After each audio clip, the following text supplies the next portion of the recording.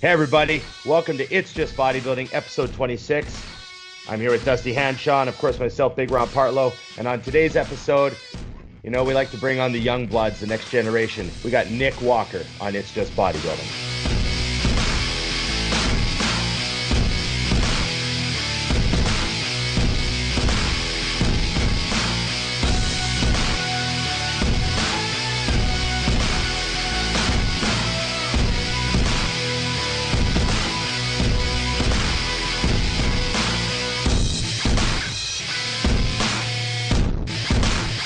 Dusty, we're back. We are back. I got 100% charge. I have two count 'em wires in case I need to charge more. Got a backup crew, a pit crew, and the beard is already back in 1 week. That's a beard. That's not just growth or unshaven. That qualifies as a beard again. Took you 1 week. That's all it takes. I mean, like Homer Simpson when he shaves, he goes poof. Same thing. You probably trimmed it already, didn't you? I had to, and then I cut myself right here, and I'm like, it looks like a beauty mark. And my friend's like, "There's nothing beautiful about you. That's just a fucking cut." You're like Cindy Crawford. That's what I said. You're the Cindy Crawford of bodybuilding. He goes, "Oh, it's like Enrique." I go, "I was thinking more Cindy Crawford, dick." There's a bunch of young guys out there Googling Cindy Crawford. Yeah, exactly. Grab your lotion, kids. We were there. You're going to need lotion. Yes. Those are the days. Absolutely. So, Jergens for nothing. So I get excited. I'm excited about this guest because, he's an amazing bodybuilder, first of all, but I see like crazy stuff in his future. Plus, he's a freak in the gym. He's strong. He's not one of these, he's genetically freaky, but he also puts in the work. I get so bored when I watch dudes. I'm like, oh, I want to call their parents and be like, good job. You made a fucking specimen. Yeah, he's a hard worker. So let's get him on. I know he's already, a lot of people already know Nick, the people that are really in the know who he is. But I'm hoping that we can get to know him, get to know him, because I haven't actually met Nick yet, and you've met him. Yes. Yeah, I just talked to him on Instagram and stuff. So let's bring Nick Walker on. So you're like a fan, more or less. Yeah, I'm basically a fan. How's it going, Nick? Welcome to It's Just Bodybuilding. Thank you for having me. Yes, we know you watch the show and you've seen several episodes, and you're familiar. Yeah. You're familiar with what idiots you're dealing with at this point. Yeah, so idiots like me. So it sounds all good. That's right, dumb meatheads. Let's do this. Dumb meatheads. What could possibly go wrong? Exactly. Yeah. So tell everybody where are you exactly? Where I live in Jersey right now. Okay, so you're calling in from Jersey, so you're on Eastern time. And he's that's so. When you told me 10:30, I didn't read the PST part, so I'm sitting by my computer at 10:30, and I'm like, oh, fucked up. Well, shit. I think any bodybuilder said those words to himself. Well, Dusty, so maybe a few hundred times more. I was like, I had to go back and read it. And I was like, oh, Pacific Standard Time. Yeah. You got time to do some shit. You had hours to do some shit. Yeah, you got to work out the meal. Took a nice nap. I feel good now. Oh, okay. We're getting the best of you then, because you're getting the worst of us. Just so you know. I only have one level. It's all the worst. I don't even get their fucking hopes up. Call me in the afternoon. I ain't gonna help. Yeah. Oh man.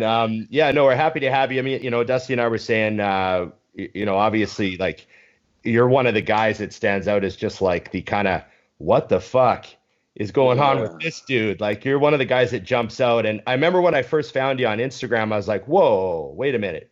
And then I was like, I got to do some reading. Where's this? What's going on with this guy? So just give everyone kind of an intro. Like, how did you get into training and stuff? Yeah, well, when I was younger, I used to play a lot of sports. I played football, baseball, soccer. Baseball, believe it or not, was my main sport. But I was always into fitness no matter what. Like, I was always working out even at 12, 13 years old. But then, after once I got into high school, I played baseball so much that I kind of just burnt myself out. And I saw, like, when I was in the gym, I could see the results were coming. So then that took over basically my life as when I was like, when I got into high school at like 15 years old. And I honestly didn't have any type of intentions on competing, honestly, but everyone saw how young I was and how quick I was growing. I was like, you should probably step on stage. So I did my first show at 17 years old after I graduated high school. And I did horrible, but I learned from that. And I came back the following year in 2013. So my first show, okay, so I graduated high school at 230 pounds, and I competed at 159 pounds. Yeah, Whoa. I bombed that show. That's not what I was thinking you were going to say. I was going to say I competed at 228. Yeah. I completely fucked that up. So then I came back the next year, in 2013, where I won both team overalls and placed third in the light heavyweight shows that I did. I weighed in at 198.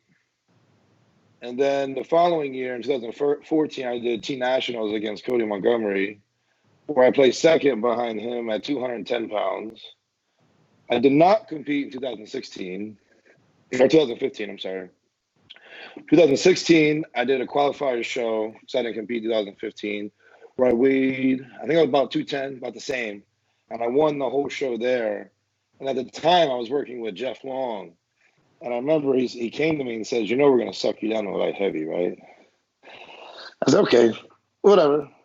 So I went into USA's as a light heavyweight, and I placed top 6 in my first national show, which was cool.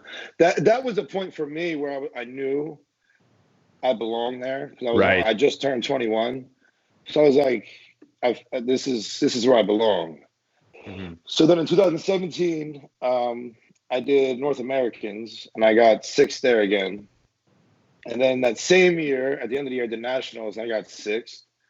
2018, I didn't compete, and then 2019, I did USA's as a super and got 2nd. What did you weigh at the USA's? I mean, I weighed in at 240. Bam. That's a pretty rapid rise, Dusty, from 159 to 240. Yeah, but your 240 is not, that's the one thing, and we talk about this all the time. Like, I think if you took 10 guys who knew bodybuilding and saw you on stage and said, he's a super, what's he weigh? No one's guessing 240. Everyone's going up. Yeah. Because you look bigger. You are bigger. I mean, you must have fucking bird bones. Like, yeah. Like, because if somebody said to me, "Oh, that's Nick Walker. He's 260," I was at the USA's, I'd be like, "Oh yeah." Yeah, I thought like, you were I wouldn't actually blink. 260-ish. Yeah. It's funny because I felt really small too. Yeah. Yeah, and then you saw the pictures. We're like, "Oh nope, I'm definitely not fucking small."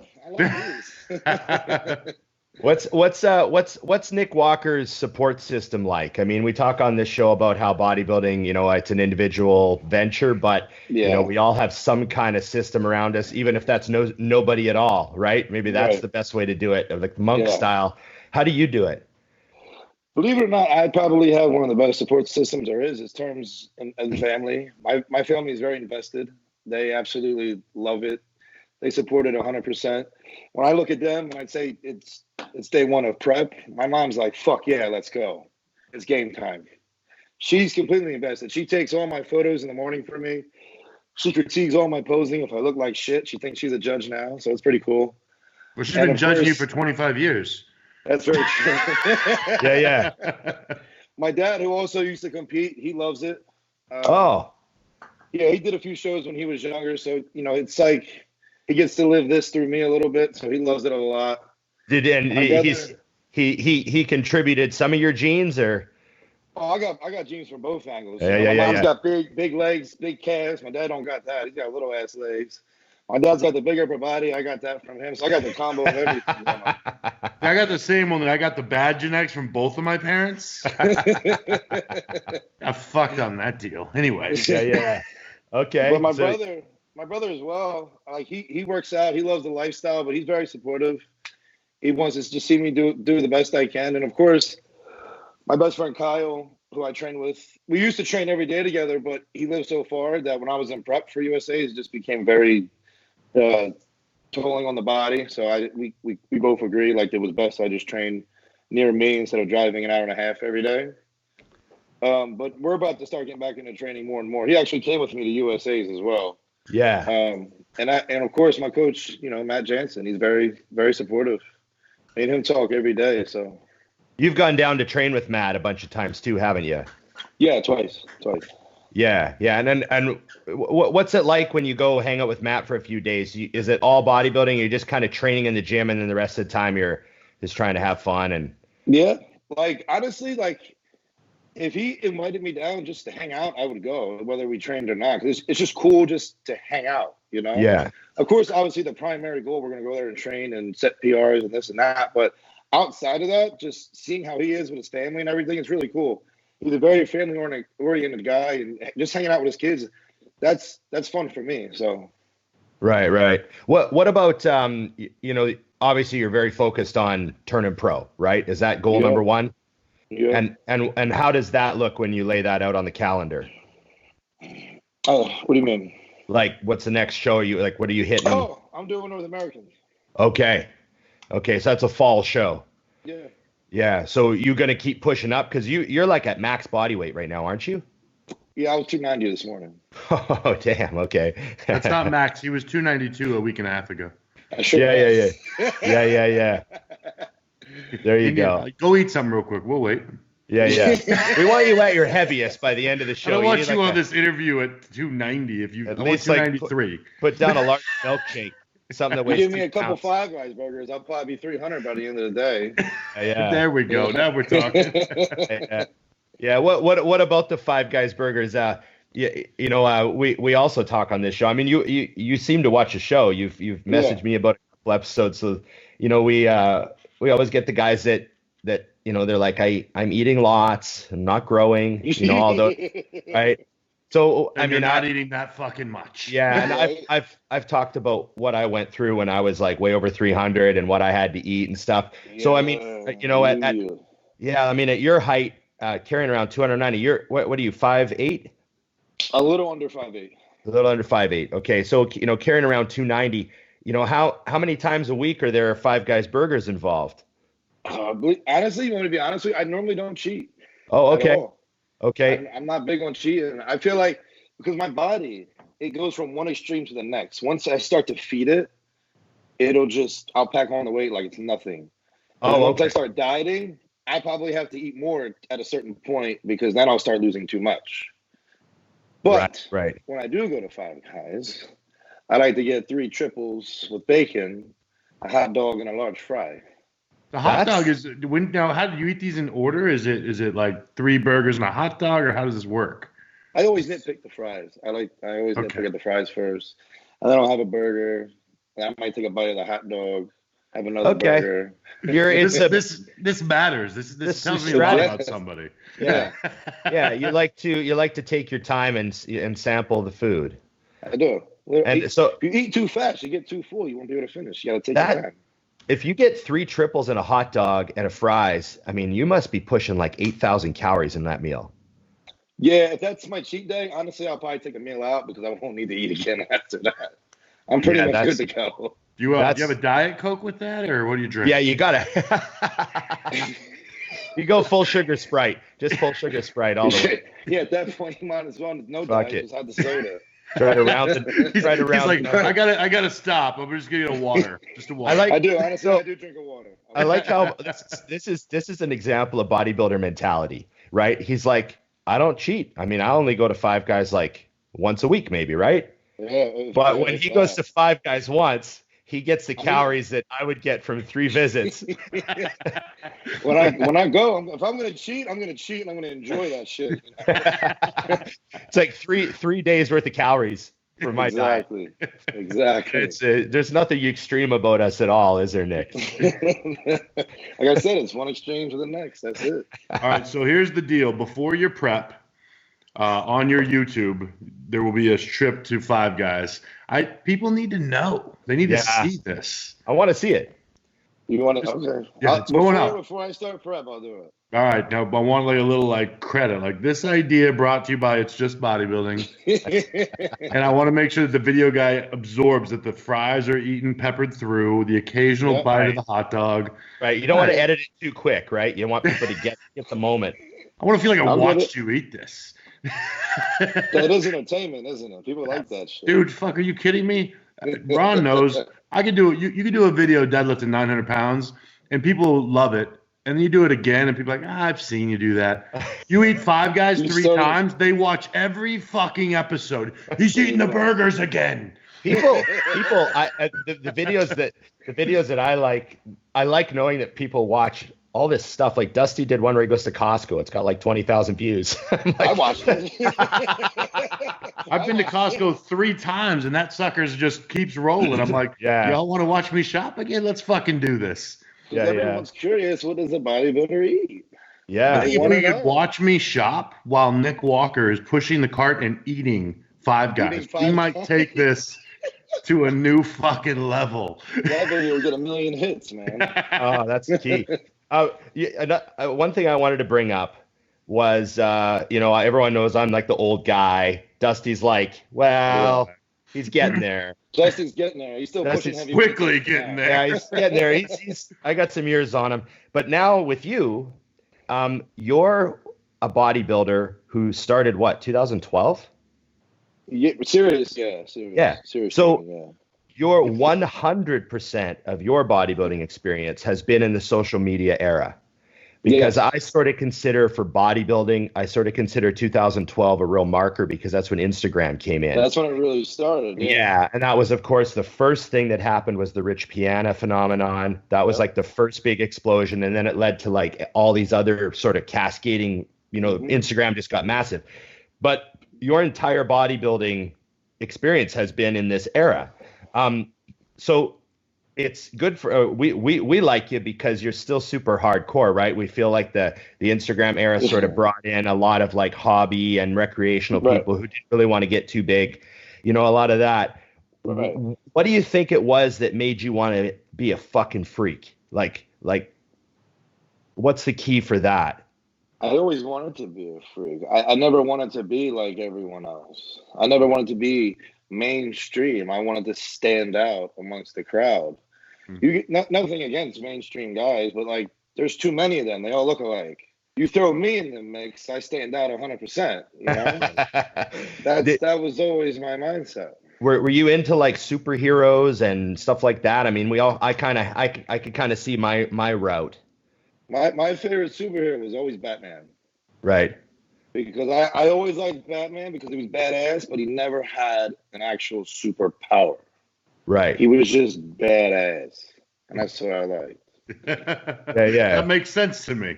I like that. He had there was a solid, you were 10 at some point. You're like, you know what?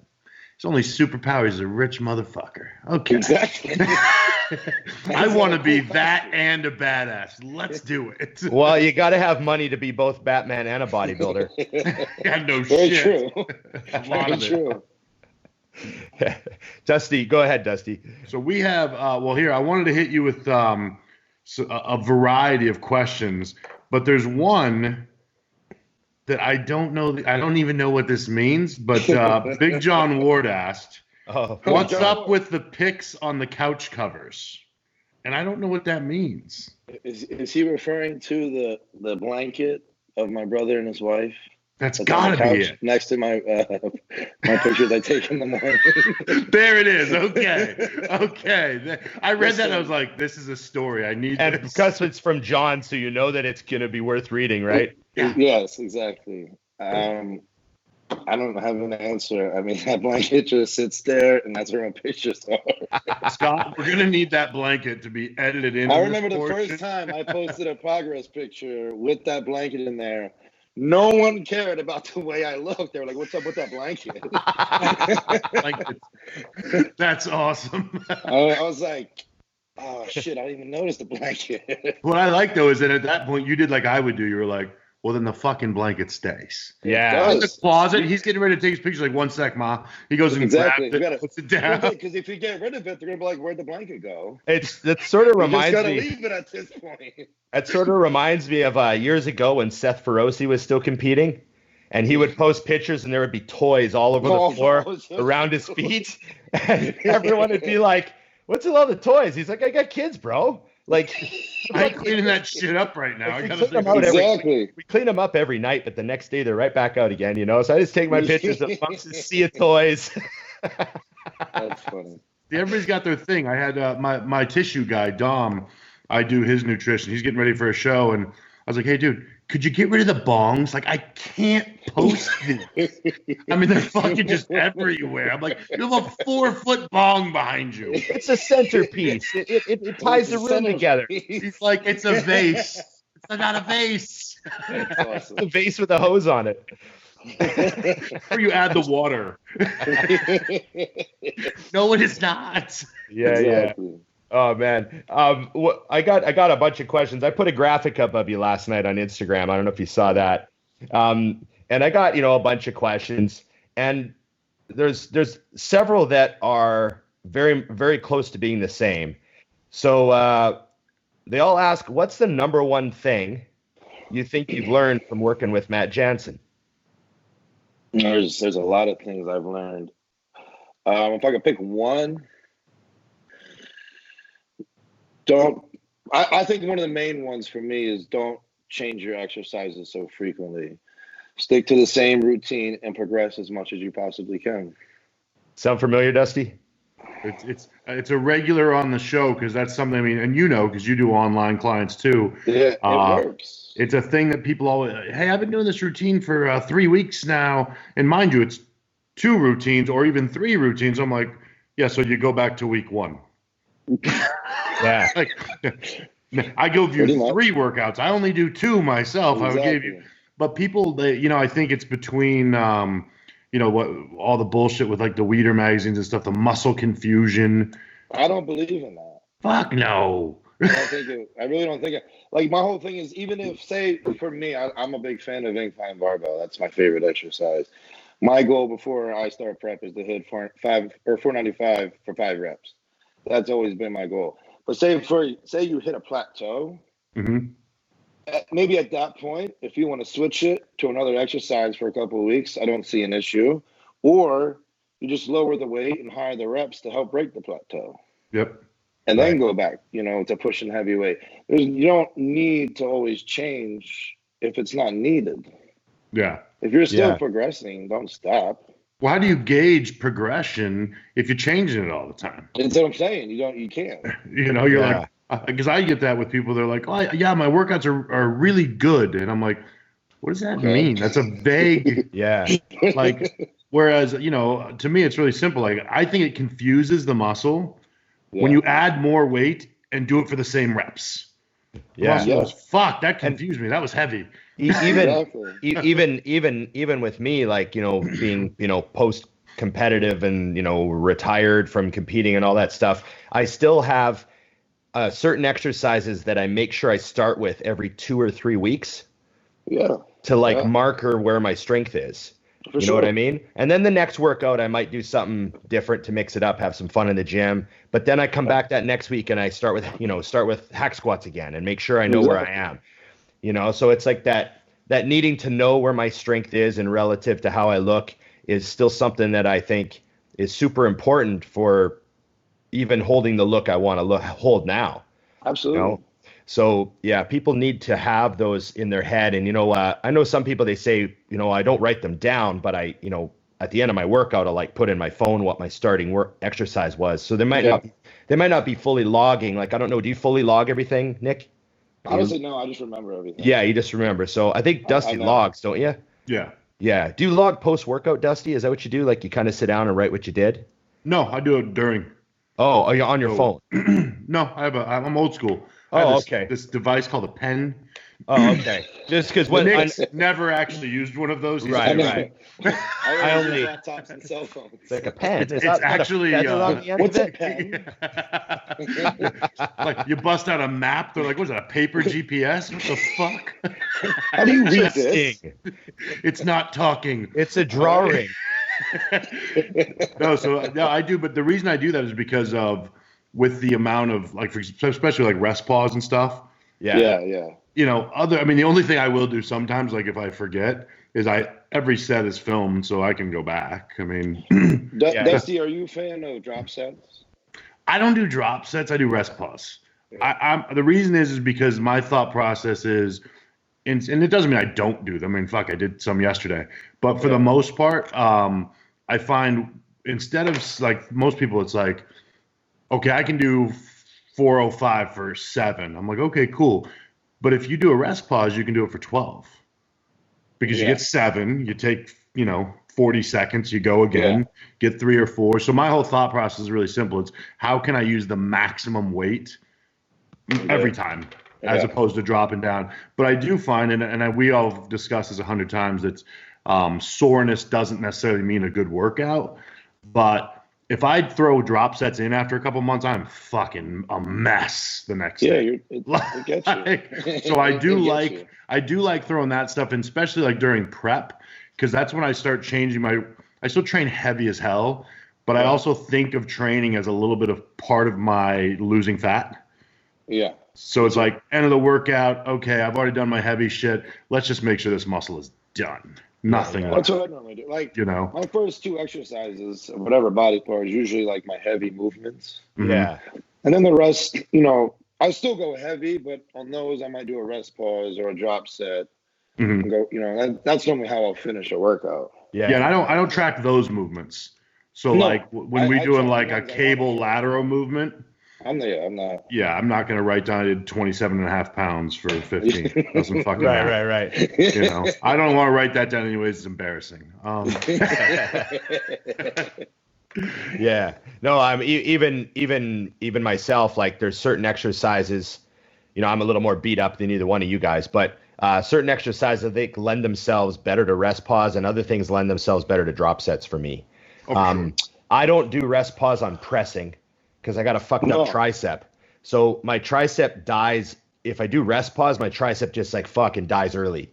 But if I do a drop set, I can fucking smoke my pecs. It's just kind of, it just has to do with leverage and strength and stuff. So there's like certain things that I don't do rest pause on, but certain things I love. Like nothing is worse than a rest pause set on a hack squat or the leg press.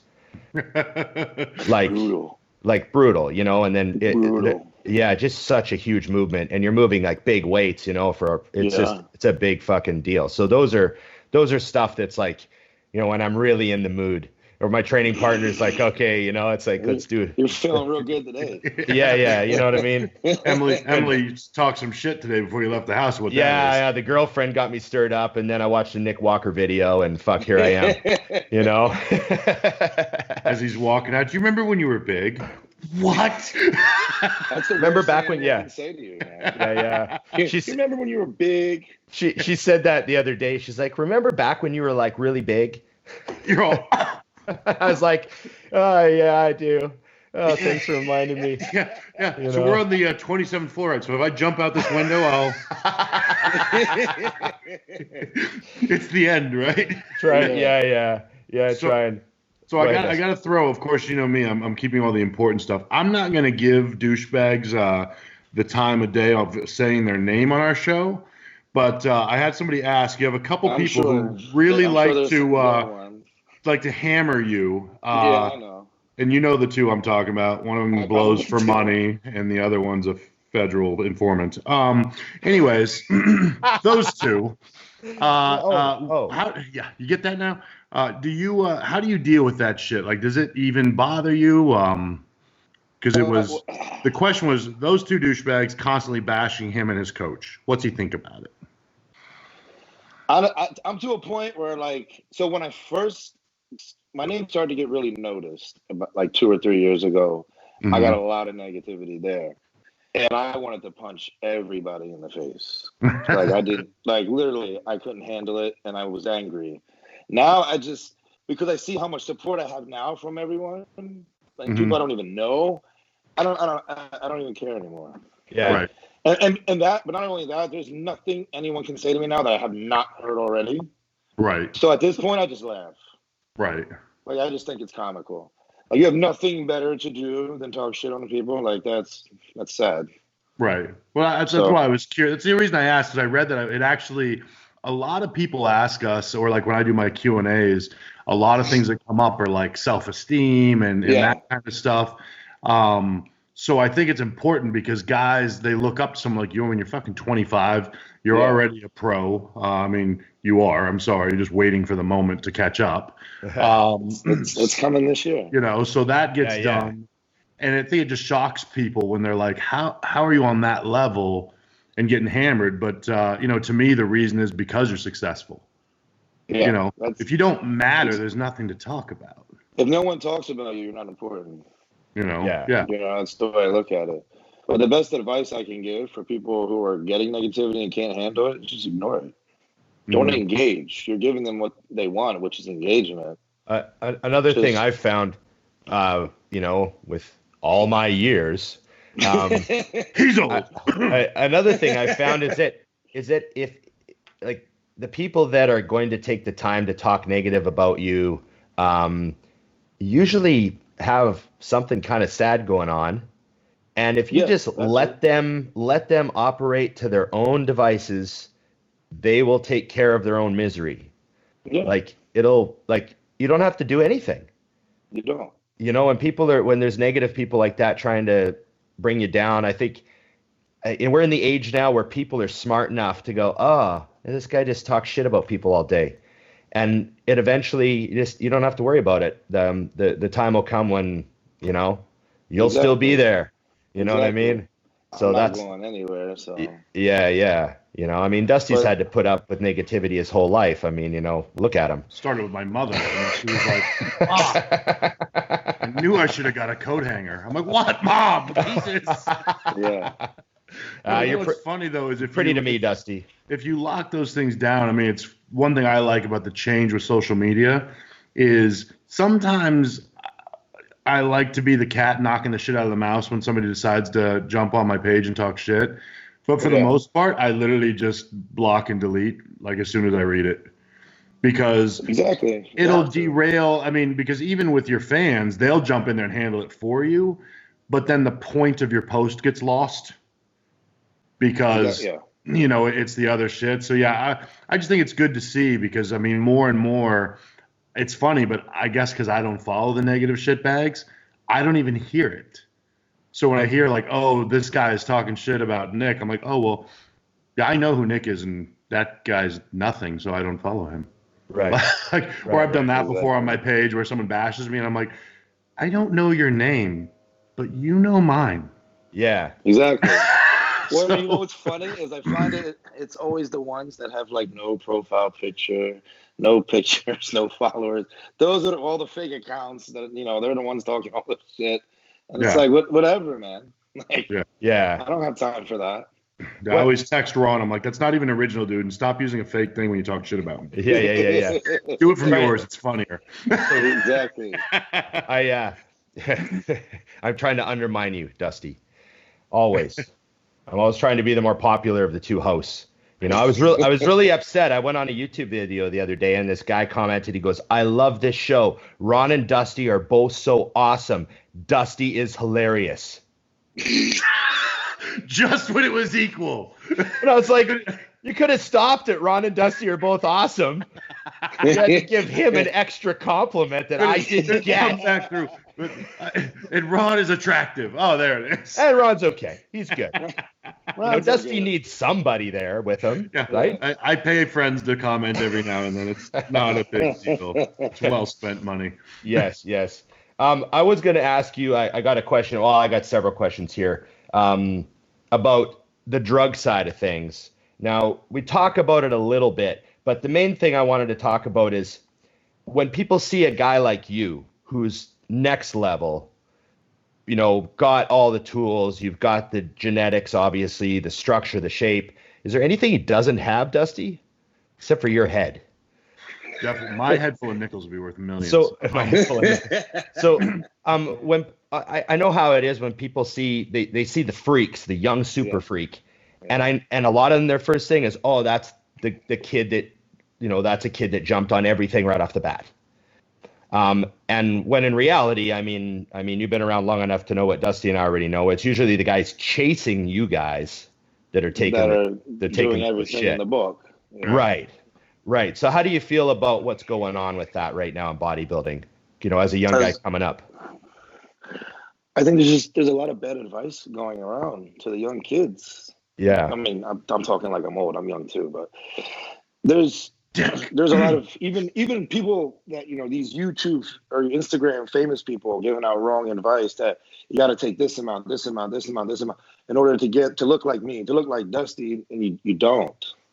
Right. Like yes, genetics play a role, 100%. But if you execute your training, your diet, and your recovery, and you know, minimize your supplement intake, you'd be surprised what can happen. And Yeah. I've learned that. Like, I don't take much. I don't need to. Yeah. No one would ever believe that, though. But of course not. That's. Do you find with your clients, or even just people you talk to, that if you can get them to trust you and either back off or whatever it is on the gear, that they start to realize that gear hides mistakes? Because that's what I find is anybody can grow if they're gassed to the roof. Sure. I like to take on a new client and go, cool. I mean, if they've been on for a while, I'm like, all right, down to 200. Now I'm going to figure out your body. I already know what test does. You know, so did you find that that's something that people struggle with believing when you talk to them, is when you're like, you're not trying to understate drugs, you're trying to get them to see the truth behind the true foundation. Yeah, for sure. Like, because whenever I get a new client, you know, that's the first question, is, you know, the drugs, and you know, I'll tell them what's appropriate, and then they'll look at me like I'm crazy. Right. Yeah. I'm like, just trust me, execute your training, follow the diet, and do this, and watch what happens. Yeah. And a lot of them are like, oh, wow, you know, like, it's people. I think I think taking too much can backfire on you, and you don't get results anyway. Right. Your body's not absorbing it. Yeah. If you take enough to where your body can absorb it, and like I said, you execute every other area, you'll get the results you want. I just had a client tell me, he goes, you know, I just realized I'm getting you for free. And I said, oh, what do you mean? And he goes, well, we started 8 months ago. And, you know, when we started 8 months ago, he was taking like a lot of generic GH. So he's spending like $600 a month on kits that are shit anyways. Or even if they were good, he wasn't at the level where they would even make a difference. Like, he was just, you know what I mean? He's just trying to get in shape. So he's spending like $600 a month on drugs. And when I started with him, I said, okay, take 200 milligrams of test a week and nothing else.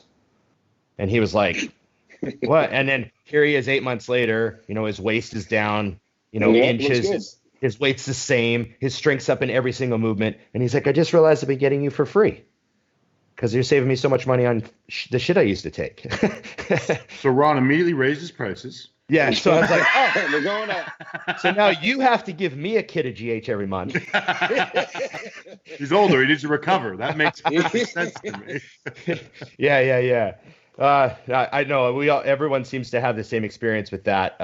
You know, all the guys like you and us that take clients, is that sort of deer in the headlights, the reverse deer in headlights. It's not the amount, it's the lack. Right. Like, what? Exactly. That's it? Yeah. And most people that take a large amount don't really train hard anyway to get the results from it that they need. Yeah. My whole thing is always get the most out of the least. Right. And then progress from there. So is that your main gig? Like, you're mostly online training people? I get paid from some sponsors now too. Right. So, but most of it's from online training. Yeah. Yeah. So who are you sponsored by right now? I see you got the Iron Rebel shirt on. Iron Rebel, Revive, and Condemned. Okay, sweet. Okay. People can obviously find them on your Instagram and stuff, right? Yeah. Okay. I had another question here. So as far as your training goes, I mean, we've talked about how you train like progressive style. I think Matt has, like, most of his bodybuilders train that way, doesn't he? Yeah. Big believer in that. How were you training when you started? Because, you know, you put a whole bunch of size on early. So what were you doing then? I was a more volume guy. I did a lot of volume. And I think that got me to a certain point. And then Matt, we changed it to where we backed off the volume, obviously, and just upped the intensity for like 1 or 2 sets per exercise, and got in, got out. And my body has just transformed and hasn't stopped since. So I think that alone has given me my most progression in my entire life of training. Yeah. Did you when you I mean, I'm baiting this on purpose, obviously, but I like to drive home with all of our guests the same storyline so guys get it. Is it safe to say that you backed down training and learned to eat more when you wanted to grow? Oh, I definitely eat more. Yeah, 100%. I mean, because I find that that's a normal thing. Guys that are even big, I mean, it's not like you went to Matt and you were like some mediocre bodybuilder. You're already winning shows. You already were going to be a pro. Yeah. But I'm sure the first thing he did when he took you over was like, cool, you need to eat more. Yeah, we ate a lot. What is an off-season day look like right now? Right now? Yeah, like what's an off-season day? I'll read it to you. There we go. Boom. I like this. Straight from the phone, ladies and gentlemen. Yeah. I'll tell you what. Funny because it's actually a question, but I put it in there like it was mine because I'm a fucking. It's funny. I think we got a lot of the same questions. I think Dusty, you and I got people kind of hit us both with the same questions to make sure we got them. Well, they want to make sure because I don't pay attention that you'll follow. So right now, my first meal, I do 150 grams of oats, 100 grams of berries, 40 grams almond butter, 250 grams of steak, and 8 ounces of juice. What flavor is the juice? Matters. Is it orange juice or apple juice? It's Naked Juice brand, so I do strawberry banana. Oh, it's like a smoothie juice. It's really good. I like that. Probably my favorite part. It's really good. Delicious. And then my pre-training meal, because I usually train after 2 meals. I do 350 grams of rice, 2 slices of Dave's Killer Bread, 250 grams of 99 ground turkey, 65 grams of avocado, and 100 grams of pineapple. Okay. And then my intra workout, I have 5 grams of creatine, 15 grams EAAs, and 50 grams of intra carbs. Okay. And then post-workout, I just do EAAs. And then with my post-workout meal is 350 grams of rice, 2 slices of Killer Bread, 250 grams of steak, and 150 grams of blueberries. And then meal 4 is 150 grams of oats or 130 grams of cream of rice, 40 grams almond butter, and then 65 grams of white isolate. Meal 5 is 250 grams of ground turkey, 5 slices of Dave's Killer Bread, 30 grams almond butter, and 30 grams of jam. And then before I go to bed, I do 15 grams of mac nut oil, 250 grams of ground turkey, 280 grams of jasmine rice, 100 grams of asparagus, and an apple. Fuck, there's a lot of like variety in there. Like you got the blueberries, you got the, you know what I mean? Yeah, and then it's easy to get down for me. And then you're taking care of the girlfriend with pineapple in there. It's very thoughtful. Well done. And a good man. She doesn't complain. See these things. I'm a vet. I see this. I know why that's there. So twice. Could have been banana. Daily does yeah. Oh yeah. Some kid only wrote down pineapple twice. That's a lot of food, but let's write down this pineapple shit. Try to get that in there. Google. So it's a lot of solid food, first of all. Yeah, you know what I mean? You're not blending up like any I don't like blender full drinks or anything. I just like to eat it.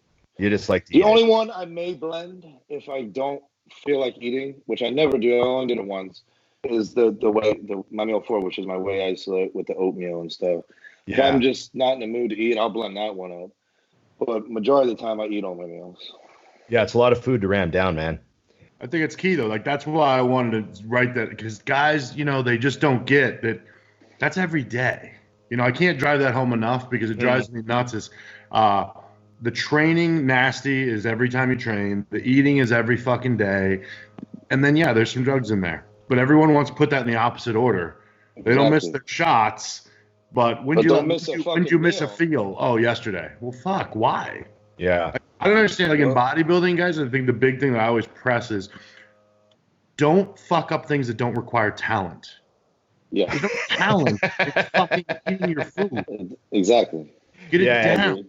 You can't I blame everything else on my talent and my parents, but the food, there's nothing I can say about that. Yeah. I thank my parents every day for my genetics. You should. Thank you very much. Yeah. Well, what else do you think your parents gave you? Like, do you remember your dad competing, or was that kind of before you were born? No, I've never seen pictures or anything, but from what I've heard, he was, if he kept it going, he probably could have been something good. Right. So it was before you can remember then. You don't remember. Yeah, it was before, me and my brother were even in the picture. It was. Yeah. So what do you think you got from, your upbringing that makes you a better bodybuilder? Work ethic. And why do you think you have that? It was even for both my parents actually, but seeing how hard my dad works, he goes to his job, he gets up at like 3:00 in the morning, doesn't go home till sometimes 7, 8 o'clock at night, and he doesn't complain. He just does what he has to do because he knows he's got a family to feed, and that's it. And he knows that when you want to go after something, you got to work for it. And that's, he instilled that in me, and this is what I want to do. And no matter how hard prep gets and tired I am, you just do it. If with something you want to do, you do it. And what does your dad do? He works for U.S. Food Service, the food company. So he delivers all like the food to all like schools and businesses and stuff. So he's driving a big truck? Yeah, big tractor trailer. Yeah, man. Okay. So just blue collar work. Yeah. Yeah. That's bodybuilding 101 right there, man. Yeah. Blue collar fucking work. What was your mom like growing up? Oh, she was a party monster. Okay. Complete opposite of how me and my dad are. My mom was a party monster. All the Motley Crue shit, that was her thing. Oh, that's bad. There we go. Look how happy Ron is. Yeah, she worked at all the bars, did all the partying. She that was her thing. Damn. Well, there's probably a little bit of that actually you can turn into some energy in the gym. So, Oh, yeah, I always listen to Motley Crue now because of her. I love 80s music. So. Oh, that's beautiful. I'm all about my 80s. The 80s that he never saw. I did watch the Motley Crue movie on Netflix. Oh, it's basically the same as being there. You want to know? Granted, the actors, but they did good. You want to know that the funny thing about Motley Crue is the very first cassette tape, because that's what my era was, a cassette tape, right? The very first cassette I ever bought was Shout at the Devil. So my first album. That's amazing. And I remember I bought it and I brought it home. I would have been like grade 5 or something. That's awesome. And my mom was looking at the cover and she's like, I got some questions. That's awesome. Yeah, man. No, I always think whenever we have a guest on, I like trying to find out like just a little bit about why because Dusty and I talk about there's a reason why we're like this. For sure. Nothing wrong with us. Well, if we're gonna be true, I used to be a little party monster when I was in high school. But I grew out of that pretty quickly. I did it too much. I got it out of my system. Right. So I got that part from my mom. And when you say you used to play sports and stuff, what sport do you think? I mean, obviously you said you played baseball the most, but is there anything you remember from your sporting background that actually like you think really, really affects your mindset now? Any experiences when you were an athlete before, winning, losing, that sort of stuff? I mean, I guess you could say I'm a sore loser to an extent, because I was always in any sport I played, I was always one of the best. Not trying to sound arrogant. So if we ever lost because somebody made a mistake, I grew up. Now I'm very helpful to people. But back then when I was 12, 13 years old, that didn't work too well for me. Right. Like if I lost a game because somebody made an error, I couldn't do it. I couldn't handle it. So you think I found that bodybuilding was, as much as we have a lot of support from people, it is a lonely sport. Any errors that go wrong, majority it's on you, and that's what I like the most about it when I started. I love that. I agree. I think that's the draw when you're.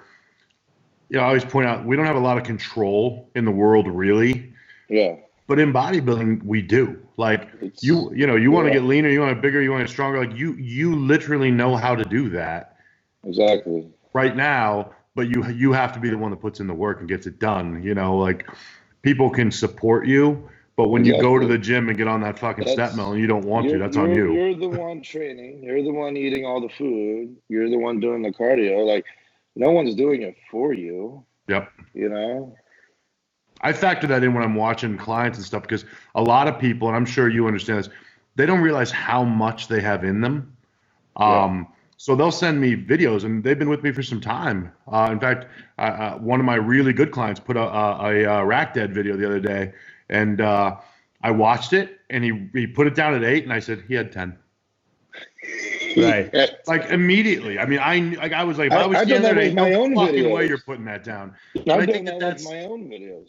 Yeah, and that's I'll go back and I'll look, and then of course you're in the heat of the moment, and it feels like you don't got it, and then you look, you're like, I definitely had more like that. I'm not even struggling yet. Yeah, you thought because it was heavy, but I think that's why if you get like you had before your good training partner, with Matt training with me for so long, he'll actually tell me to stop. Right. It's like, it's time to stop. Yeah. If he says you're done, I'm like, okay, because that means something's about to go sideways that I'm not even seeing. But no, I think that's an awesome point because you really do find what is in you. And, and I don't think most people realize, like, they're not even close. No. So as soon as you just click that over, it's holy fuck. Yeah. What? Yeah. What do you think about your training, if anything, has changed in the last year that you think made a difference to your physique? Is there anything that you've changed? No. It's just honestly, since me and Matt been together, it's just it's just how many years has that been? That's been 2 years? We started in September of 18. So okay. That was our official start point. How often do you guys do any kind of deloading? We've been getting a lot of questions about that lately. You want to be honest? Yeah. I never do. So there's Dusty deloads once every 12, 14 months. Yeah, what's funny is I make people do it, and then I was telling on the last episode, Nick, I'm terrible at it. I don't do it. I never do it. I just did it because I realized one day is my best lift, I was off. I'm doing a deadlift, and I realized I was thinking about where my eyes were and why am I not sitting I was thinking, and I'm like, you're beat. I don't think, I just pick shit up. And then so I looked at Matt and I was like, hey, when's the last time we deloaded? And he's like, well, before I tore my biceps. I'm like, well, how long you been back? He goes, 7 months. I'm like, so it's been like a year. He was like, yeah, fuck. So for me, deloading for me is I'll tell my partner, I'm like, no forced reps on this one. And then I think, and then one set. And then in my head, I'm like, I deloaded today. I deloaded. No, honestly, if I get to that point where my body just needs a break, I'll just take time off. I had someone ask me the other day, honestly, what do you do for deload? And I just said, honestly, I was never good at it. I would just take a week if I had to. That's what I did. I'll use a perfect example. Like after I got home from the LA Fit Expo, my body was shot to shit. Like I was gone. So I got home on a Wednesday. Thursday, I tried to go to the gym. Everything felt heavy. I got no pump. So I was T-bar on that back day, and I had 4 plates on there, and that felt heavy as shit. And I'm like, I'm gonna go home. I'm like, you know what? I'm going home. This isn't happening for me. Yeah. So the next 3 days, I literally just ate, slept, and that was it. Ate and slept and watched Netflix. Came back Monday, and I was perfectly fine. Yeah, it's. I vividly remember. I went into the gym one day, and I was starting some incline barbell many years ago. You always know. And I remember feeling like, man, I just my shoulder kind of hurts, and I'm kind of weak. And I remember I just read that Dorian, when Dorian was at his biggest and best, if he didn't feel the warm up, he would just leave. Come back the next day and do the workout, just take an extra day off. Exactly. Sometimes it only takes one day. But man, I remember the challenge of forcing myself to go home that day. To go home. It is. Because it was such it was like I was wrestling with my ego, and then also there was this bit of me that I realize now, but back when I was, competing, I could not let anyone see me not train fucking hard. It would be like, exactly. Like, if I can't train the way I want to train, I go home. Yeah, like I don't want anyone to see me doing like 8, My 10. day's done. Like, I'm not doing a deload and fucking throwing 25s. I'm good. I'm going home. yeah, I couldn't take it, right? But I remember I went home someone that trying day. to take a video of me fucking look at Nick doing 25s, weak bitch. Like, no, I'm good. Going home. Yeah, here we go. We're going home. We're going home. All drugs. All drugs. Exactly, All right? drugs. Evidence that Nick Walker is all drugs. My Yeah. ass is out. On IGTV. That's what I would do. No, I'm going home. Man. So how many weeks do you start your diet? As far as I know right now, we're supposed to start after the Arnold. Okay. But we'll see how I look first and then kind of go from there. Who do you think's going to win the Arnold? Big Grammy. Big Grammy. Okay. I have him. I have Dexter in second and Sergio in third. Wow, I like that. I like that crew. That's a good lineup. I think Sergio is going to shock a lot of people this year. Yeah. Since he had a nice little year off. I may have seen a photo that Aceto may have sent me. But you didn't. But you might have. I might have. We never see those. So that being said, what are your predictions? Well, I saw Ramy guest pose. I actually emceed a show in November, and Ramy came in. He trained at my gym for the whole week. He was in there every day. Yeah. And then he guest posed at the show. So I saw him I was on stage with him. And I just remember thinking like, holy fucking Jesus, if he he wasn't even that fat. He was 345 pounds, they told me. And he didn't have any sogginess on him. He was pretty tight. Like he had full abs. He had some stripes. I'll tell you what, if he can just bring it in, he could win multiple Olympias. He definitely does not have to worry about being full. No, he's good. He could come in flat and win. Holy fuck. And we wouldn't know he was flat. Exactly. Just be shredded, man. That's it. Yeah. Don't eat for 3 weeks and do cardio. I took a video from, I was standing, at the MC stand. So I was along the stage like this. And I took a video of him doing all his back shots. He didn't even have a distended, not even a food belly. He didn't even have a food baby. He had a flat stomach with bricks of abs on it, doing his back double at a guest posing at 345. Yeah. And I showed the video to a dozen people. I was like, what do you see there? And they're like, holy shit, he has no gut. And then he turns around, no gut, hits his most muscular, no gut. It was pretty impressive, man. I'd never seen him look like that before. So the next time he walks on stage, it's going to be something else. I think we're going to be shocked at the Arnold.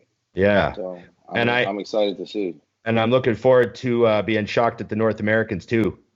That won't be no shock. Yeah, there it is. There you go. There it is. I love that. That's exactly what I wanted to hear. There will be no shock.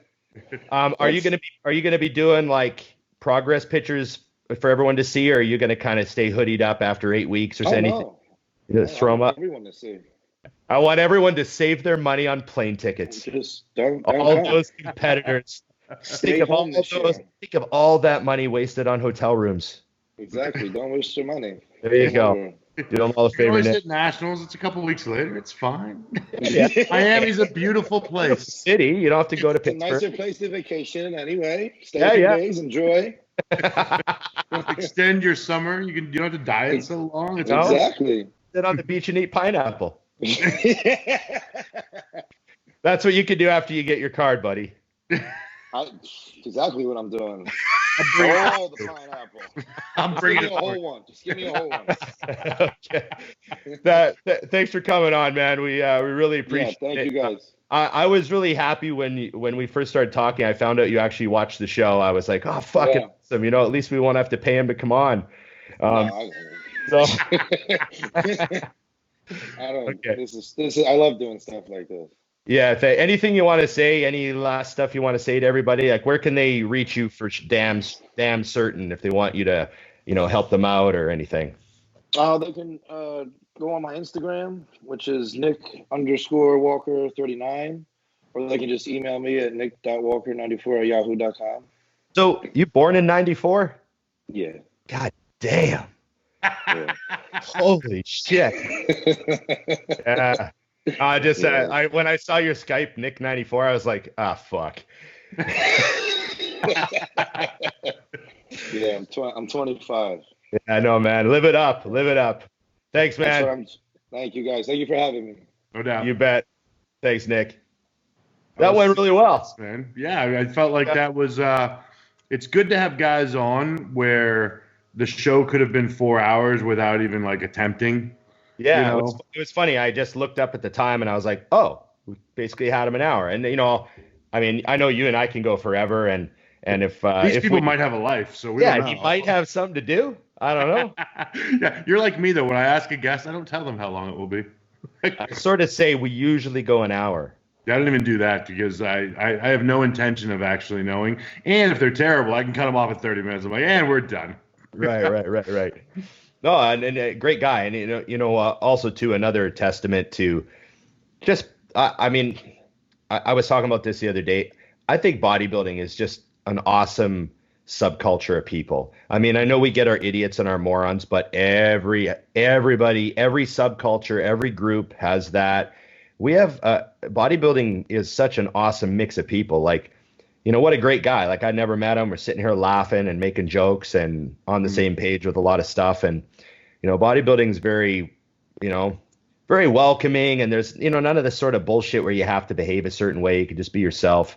It's a good little bubble. I mean, bodybuilding accepted you. Well, because I don't behave at all. Yeah. So, and I'm still here. You know what the thing is, though, truthfully, is that I loved, and I knew this from talking to Nick before, but I was happy to see is, as someone, I mean, I was brought up from 90s bodybuilders. That's who taught me when I was just getting started in the mid 2000s. So I feel like I'm old school because of them. So when you see a guy like Nick, who's old school, that grew up with Instagram, that's awesome to see that bodybuilding is in good hands. Right. Because I look and he's going to be a leader in the sport in many ways, not just competitively, but also training people and this and that. The sport's not going to die like some people believe it will when watching the Instagram warriors. You know what I'm saying? Right. I know what you mean. Yeah, he makes me happy.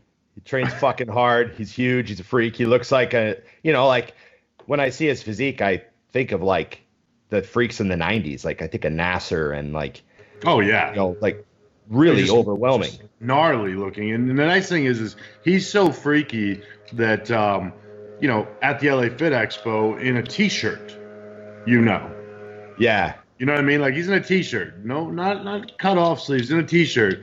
And he's just fucking massive. But you can also see that it's all there. You know, when I'm at, like, here's something that I don't think people realize that I always laugh about. You see these freaks, I mean, fucking freaks at expos, and you don't know who they are because something's missing. Right. It's a train wreck. It doesn't go together. Something is missing in that physique. And then there's a guy like Nick where even in a t-shirt, you're like, yep, it's all fucking there. Right. Like, that kind of like, well, I mean, like the expo bodybuilders. I mean, remember how Rich used to look at the expo? Yep. Right. I mean, like unbelievable. But of course, he wouldn't want to compete at that point. Right. Yeah, a little bit. So there's a lot of that at expos. You get the people that they look great at the booth. But when you look at Nick, you're like, oh, that's a bodybuilder. That's right. A guy who like has depth through like every single muscle group on his body. Plus, you know what it is, Ron, is everyone, there's always room for another bodybuilder, another freak, right? Yeah. And I'm sure you've done this too. I laugh now when I see a tatted up, oiled up guy at a show because I'm like, oh, you want to be rich? Yeah, there's only one of those.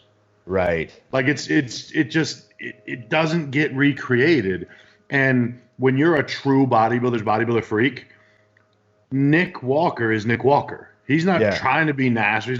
He's just a fucking freak, and you can bunch them all together and go, those are freaks. That's what I put up in my Instagram post is we have a freak's freak today. Like even amongst the freaky fuckers, he's freakier, And that's at 20, and dude, that's at 25 years old. Like just imagine like he doesn't even know the gears he hasn't found yet. Right. You know, I mean, I think that's what's exciting when you see a guy like that and you're like, God, what's it going to be in 5 years? And he's the type of bodybuilder where the bigger the challenge, the more he'll rise to it. So he'll elevate himself as he progresses through the levels. You know what I mean? It's going to be good to see. But I mean,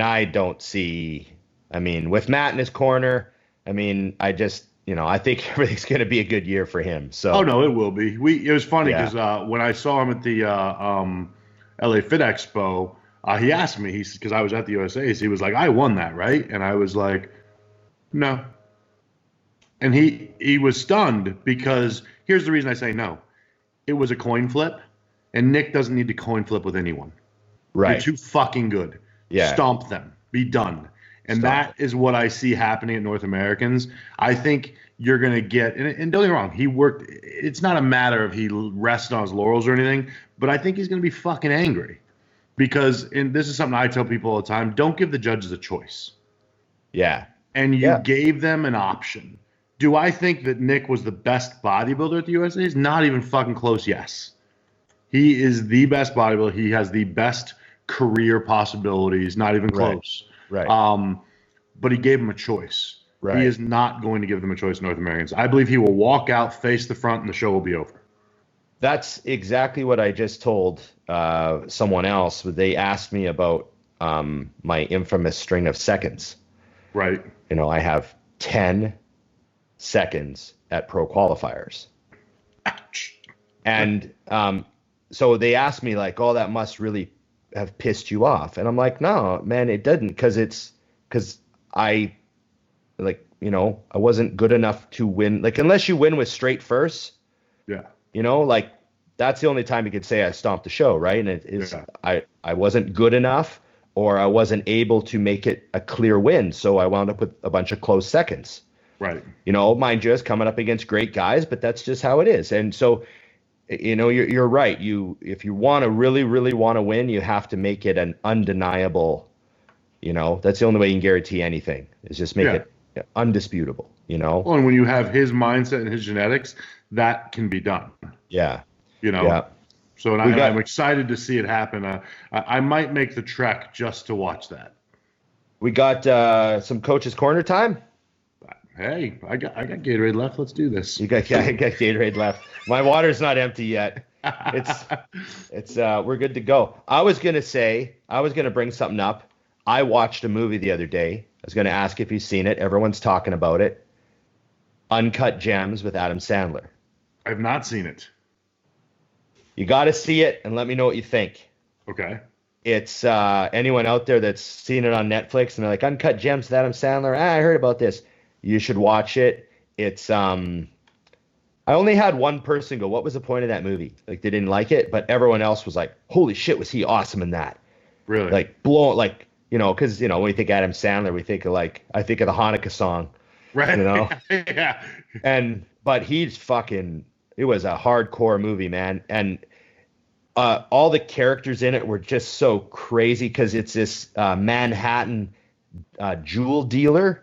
Right. So he's dealing with like all these shady characters, you know. He's got like Jewish mafia and you know, Italian mafia kind of guys, and just all these, you know. And then there are some scenes involving like the pawn shops in Manhattan, right. You know, because he's got a gambling problem, so he's moving money all over the place trying to cover it. You know what I mean?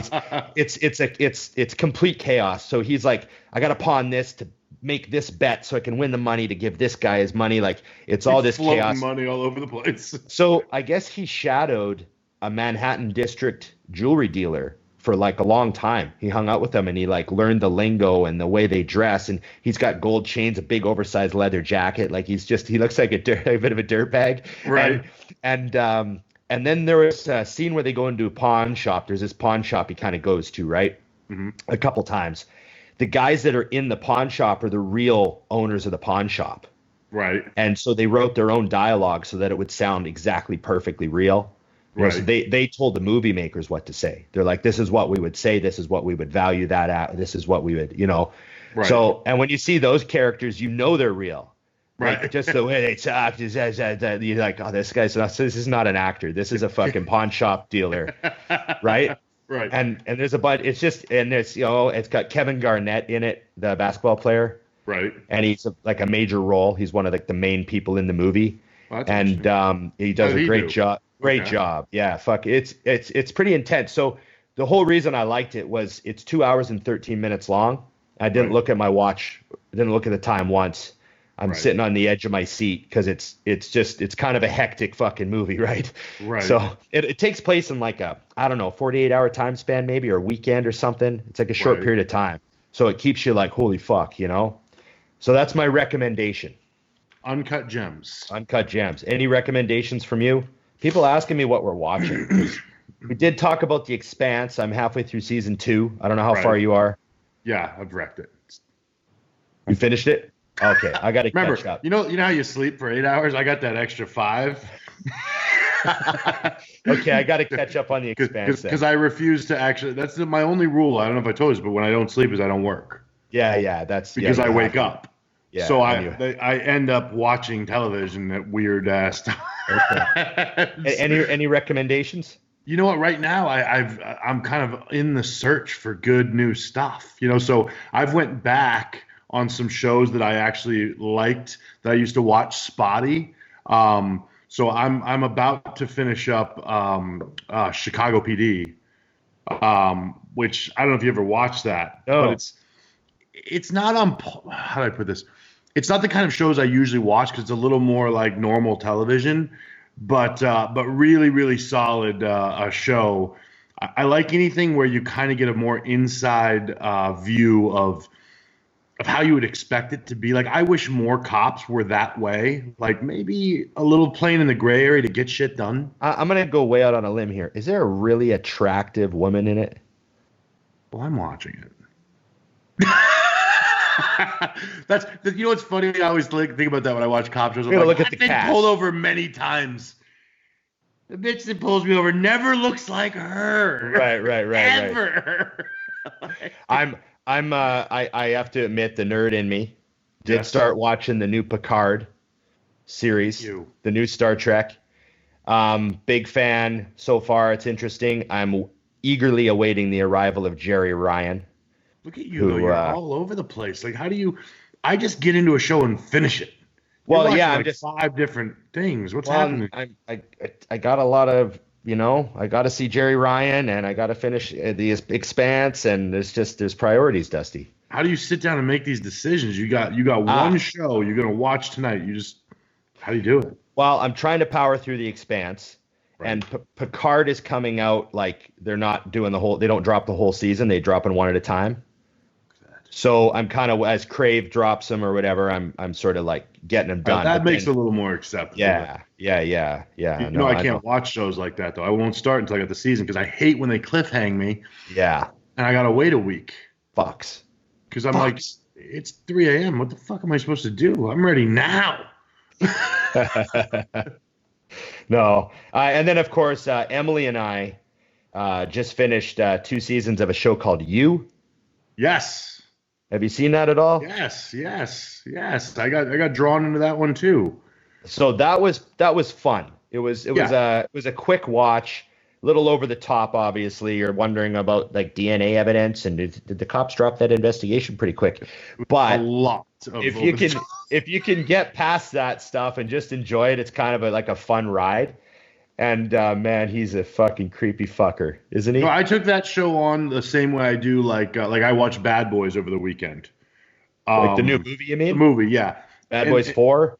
Yeah, 100. I don't know. But what I meant by that is you have to ignore the things that are just stupid, that just don't work. It's entertainment. It's a fun show. Just enjoy and call it a day. Yeah.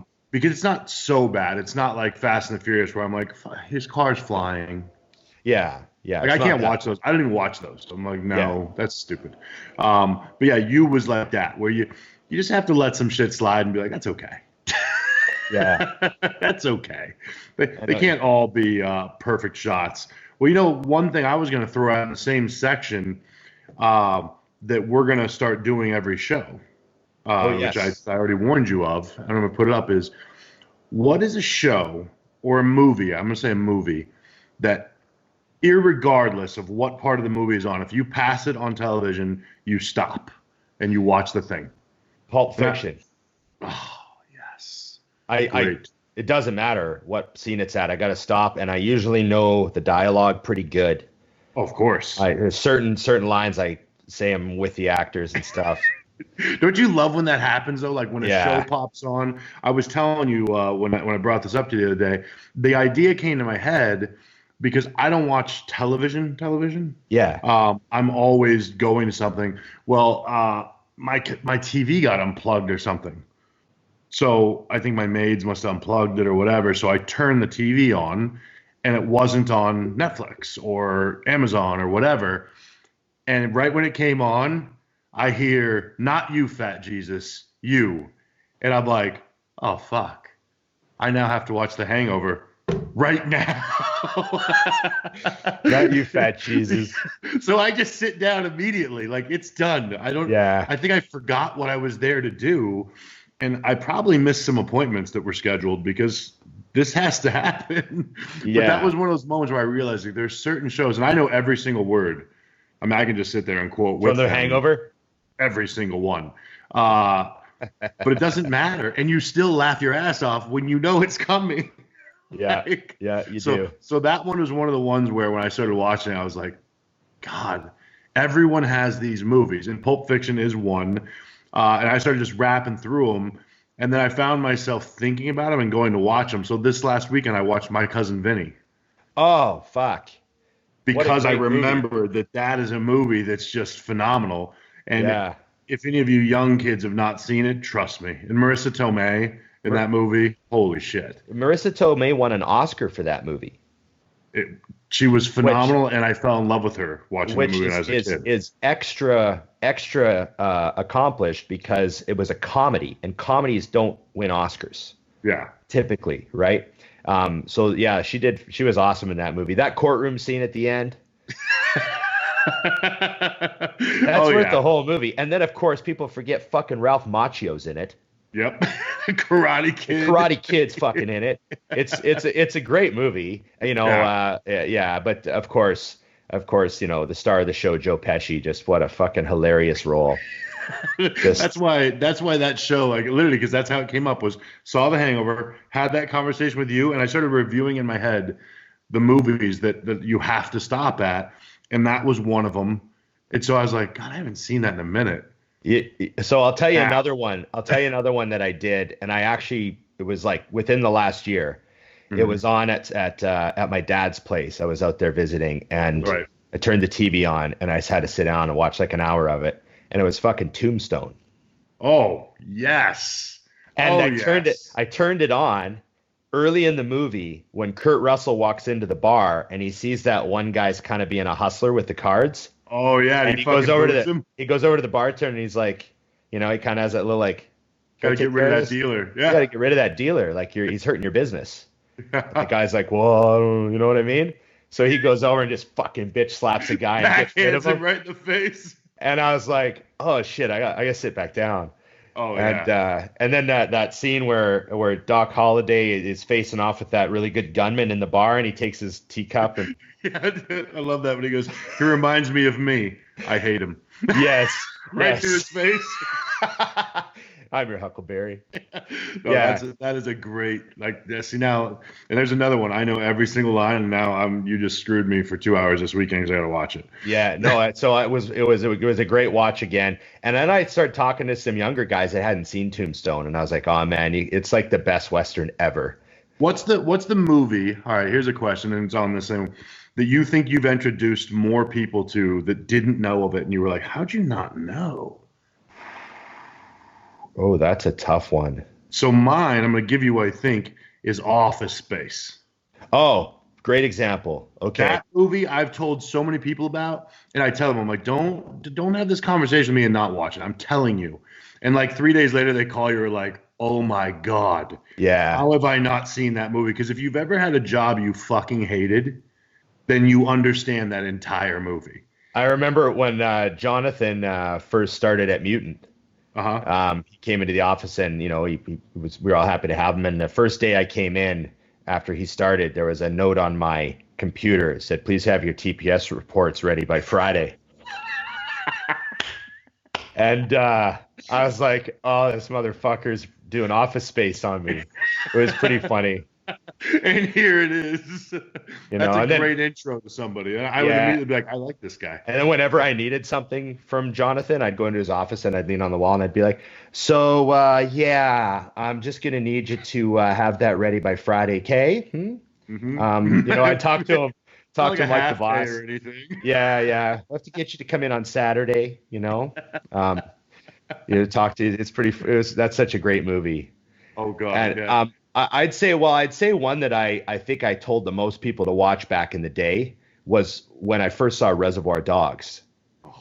And I know I already mentioned Pulp Fiction, and that's like another Tarantino movie. But I remember when I first saw Reservoir Dogs, it was before Pulp Fiction, so I was early on the Tarantino train.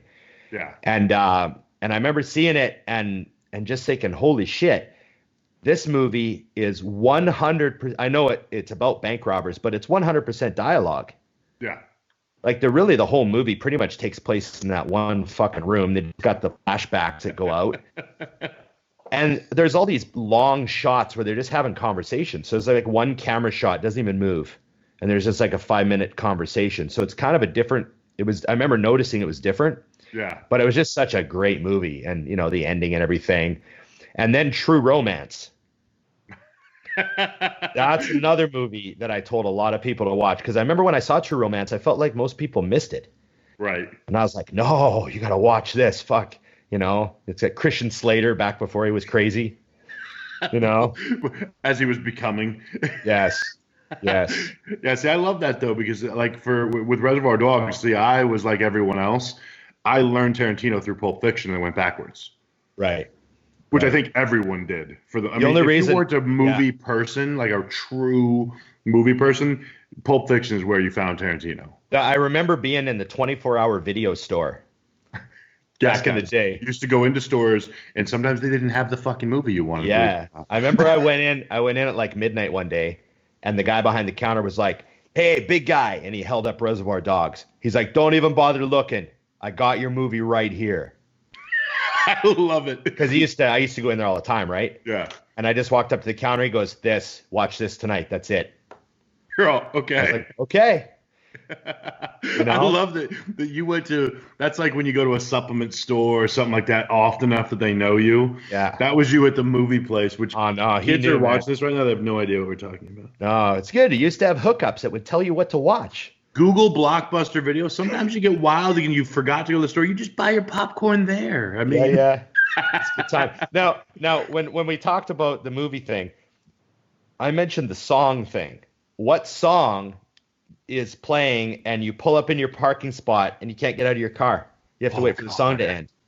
And you have to sit in the parking spot for like another minute and a half or whatever until the song ends. Oh, there's so many for me, though. God, man. So many. Okay.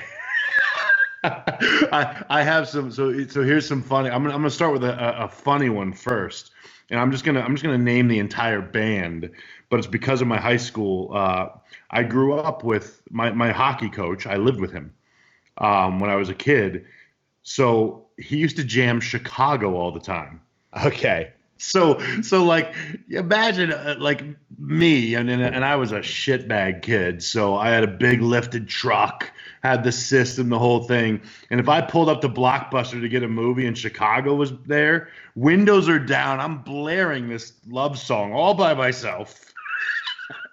and I'm probably getting into it. Right.